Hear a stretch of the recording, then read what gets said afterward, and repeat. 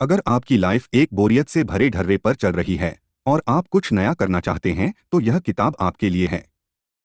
इसे पढ़कर आप जानेंगे कि कैसे आप भी नई स्किल सीख सकते हैं और लाइफ में कुछ बड़ा कर सकते हैं। इस समरी को पढ़कर आपका ज्ञान जरूर बढ़ेगा। आइए पढ़ते हैं सभी चैप्टर्स की समरी। एक, टेक फर्स्ट स्टेप। लोग कभी अपनी जिंदगी बदल ही नहीं पाते क्योंकि वे फर्स्ट स्टेप ही नहीं लेते। वे सपने तो देखते हैं लेकिन उन्हें पूरा करने के लिए पहला कदम ही नहीं उठा पाते। अधिकतर लोगों को लगता है कि उनमें लाइफ को चेंज करने के लिए जरूरी स्किल्स नहीं हैं। लेकिन अगर आपके पास कोई स्किल नहीं भी है तो आप उसे सीखना शुरू कर सकते हैं। उसके लिए पहला कदम उठाएं। मान लीजिए आप ब्लॉग शुरू करना चाहते हैं लेकिन आपको ब्लॉगिंग का कुछ भी पता नहीं है। तो आप पहला कदम उठाएं और ब्लॉगिंग के बारे में सीखना शुरू करें। आपको इंटरनेट पर बहुत से रिसोर्सेस मिल जाएंगे जिनकी मदद से आप फ्री में ब्लॉगिंग सीख सकते हैं। इसी तरह आप अपनी मनपसंद कोई भी स्किल सीख सकते हैं और अपनी लाइफ को बदल सकते हैं। दो, रिफ्यूज टू लूज। कभी भी हार न माने। अगर आप शुरू में ही खुद से बोल देंगे कि मैं हार नहीं मानूंगा तो आपका ब्रेन इसके लिए प्रेरित हो जाएगा और आपको जीत की तरफ ले जाएगा। इसके लिए सबसे पहले आपको अपने गोल या प्रोजेक्ट को छोटे भागों में बांट लेना चाहिए और प्रतिदिन कुछ एक्शन जरूर लेना चाहिए। अगर मुश्किलें आती भी हैं तो आपको उन्हें धीरे धीरे सुलझाना चाहिए। इसमें टाइम लग सकता है, इसलिए हड़बड़ी न करें, बल्कि ठंडे दिमाग से डेली थोड़ा ही सही कुछ काम जरूर करें जो आपको आगे की दिशा में ही बढ़ाए। जैसे ब्लॉगिंग में भी आप धीरे धीरे आगे बढ़ें। पहले पोस्ट लिखना सीखें, फिर एसईओ पर ध्यान दें, फिर गेस्ट पोस्ट के बारे में सोच सकते हैं आदि। सब कुछ एक साथ न करने लग जाएं, इससे आप हड़बड़ा जाएंगे और छोड़कर भाग जाएंगे। साथ ही खुद को दूसरे से कंपेयर न करें, दूसरे की सिचुएशन अलग हो सकती है। तीन, थिंक डिफरेंटली अबाउट प्रॉब्लम्स। कुछ लोग यह सोचते हैं कि उनकी जिंदगी में प्रॉब्लम्स ही प्रॉब्लम्स हैं और दूसरे मजे में हैं। यह सोचकर ऐसे लोग कुछ भी नया करने की नहीं सोचते, वे पहले ही हार मानकर बैठ जाते हैं। लेकिन ऐसा नहीं है। हर किसी की जिंदगी में प्रॉब्लम्स होती हैं, इसलिए आपको हमेशा ऑप्टिमिज्म अपनाना चाहिए। कितना भी बुरा वक्त क्यों न हो आपको कुछ पॉजिटिव ढूंढ लेना चाहिए। आपकी लाइफ में कुछ प्रॉब्लम्स जरूर होती हैं, लेकिन उसके साथ साथ अच्छी चीजें भी होती हैं। लेकिन हम ऐसी मेंटालिटी बना लेते हैं कि प्रॉब्लम्स को ही देखते रहते हैं। इससे हमारा दिमाग और बॉडी नेगेटिव तरीके से प्रभावित होती है और हम लाइफ में आगे नहीं बढ़ पाते। इसलिए आज से ही यह बोलना बंद करें कि आपकी लाइफ में प्रॉब्लम्स ही प्रॉब्लम्स हैं। जितना आपके हाथ में है उस प्रॉब्लम को सॉल्व करें। धीरे धीरे ऑप्टिमिस्टिक एटीट्यूड से आप सब कुछ ठीक कर लोगे, इसलिए आशावादी बने रहें। चार, don't try for secure things. जिंदगी में हम सब सोचते हैं कि सरकारी जॉब लग जाए तो हम खुश हो जाएंगे।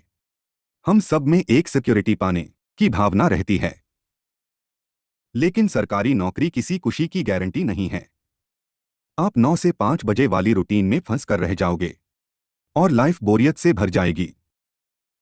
इसलिए सिक्योरिटी या सर्टेनिटी चाहना बंद करें। लाइफ में कुछ भी स्थिर नहीं है, इसके लिए खुद को अडेप्ट करें। रिस्क वाली चीजें करने से न घबराएं, क्योंकि ऐसी चीजें ही आपकी जिंदगी बदलेंगी। लेकिन हाँ, कैलकुलेटेड रिस्क लेना चाहिए, न कि अंधे होकर किसी काम में कूद पड़ें। जैसे कंपनी शुरू करने से पहले कोई छोटा बिजनेस लगाकर देखें, इससे आपको उसके सारे गुर पता चल जाएंगे और आगे चलकर स्टार्टअप या कंपनी संभालने में भी आपको बहुत आसानी रहेगी। 5, वियर्ड थॉट्स आर ओके। हमारे अंदर लाखों तरह के विचार आते रहते हैं। बहुत बार हम अपने थॉट्स को कंट्रोल करने की कोशिश करते हैं, इससे हमारी क्रिएटिविटी बढ़ नहीं पाती। हमें सिखाया जाता है कि बुरे विचारों को दिमाग में मत आने दो। इस चक्कर में हम अपने क्रिएटिव विचारों को भी आने से रोक देते हैं। इसलिए अपने थॉट्स को रोकिए मत, बल्कि उन्हें आने दीजिए और फिर एनालाइज कीजिए। सोचिए कि जो नए थॉट्स आए हैं क्या वे दुनिया को बदलने की ताकत रखते हैं। क्योंकि कई बार हम अपने ही थॉट्स से डर जाते हैं और उन्हें दिमाग से हटा देते हैं, बल्कि ऐसे थॉट्स में ही क्रिएटिविटी के बीज होते हैं। इसलिए अपने वियर्ड थॉट्स को समझने की कोशिश करें। हो सकता है उनसे आपको एक नया ही आइडिया मिल जाए जो समाज में अभी मौजूद ही नहीं है। 6. Replace jealousy with change. मनुष्य स्वभाव से इमोशनल प्राणी है। हमारी इच्छा और एक्शन इस बात पर निर्भर करते हैं कि हम कैसा फील कर रहे हैं। पॉजिटिव इमोशंस हमें आगे बढ़ने की ताकत देते हैं, जबकि नेगेटिव इमोशंस हमारी प्रोडक्टिविटी कम कर सकते हैं। कई बार अगर कोई हमारे आइडियाज को क्रिटिसाइज कर देता है तो हम बुरा मान जाते हैं, हमें गुस्सा आने लगता है। लेकिन लेखक कहते हैं कि ऐसा न करके हमें यह ध्यान देना चाहिए कि सामने वाले ने हमें क्रिटिसाइज क्यों किया। अगर सच में हमारे आइडिया में कोई कमी है तो हमें उसमें सुधार करना चाहिए। इससे आपका आइडिया और भी अच्छा हो जाएगा। ऐसे ही जब हम किसी को सफल होते देखते हैं तो ईर्ष्या से भर जाते हैं। हमें लगता है कि दूसरा हमसे ज्यादा सक्सेसफुल कैसे हो गया। लेकिन उनकी सक्सेस के बारे में नेगेटिव सोचने की बजाय हमें पॉजिटिव सोचना चाहिए। हमें यह एनालाइज करना चाहिए कि दूसरे ने सक्सेस कैसे हासिल की। हमें उससे प्रेरणा लेनी चाहिए और यह भी सोचना चाहिए कि दूसरे को ईश्वर ने सक्सेस दी है, इसी तरह वह एक दिन हमें भी देगा। 7. Remember earlier successes. हमेशा अपनी पिछली सफलता को याद रखें और यह भी याद करें कि उसे पाने में आपको कैसी मुश्किलें आई थीं, लेकिन निरंतर प्रयास करते रहने से आपने सफलता हासिल की थी। पिछली सफलता से मिले इन सबकों को आप अगले गोल को हासिल करने के लिए भी लगाएं। हमारी स्ट्रगल में सबसे बड़े ऑब्स्टैकल्स हमारे खुद पे सेल्फ डाउट्स और कंफ्यूजन होते हैं, लेकिन इन पर काबू पाना सीखें। आप हमेशा एक जिद पकड़ लें कि इस गोल को हर हाल में पूरा करना है। आप उस गोल का अर्न दिमाग में रखें और उस अर्न की तरफ बढ़ते रहें। इस जर्नी में फिर चाहे आपको रास्ते या प्लान भी चेंज करने पड़ें, लेकिन जैसे भी हो अंत तक पहुंचकर दिखाएं। कभी आपकी गति तेज होगी और कभी मंद, लेकिन निरंतर प्रयास करते रहें। खुद ही खुद को प्रेरणा देते रहें। अगर थोड़ा सा पार्ट भी हासिल कर लिया हो तो उसी से प्रेरित होकर अगले भाग पर ध्यान केंद्रित करके अपने गोल की तरफ बढ़ें। 8. Journey is more important than the goal. लेखक कहते हैं कि लाइफ कभी भी प्रेडिक्टेबल नहीं होती। हमें नहीं पता है कि कल क्या होने वाला है। इसी तरह हमें यह भी नहीं पता है कि जो गोल्स हमने बनाए हैं उनमें से कितने पूरे होंगे और कितनों में हम फेल हो जाएंगे।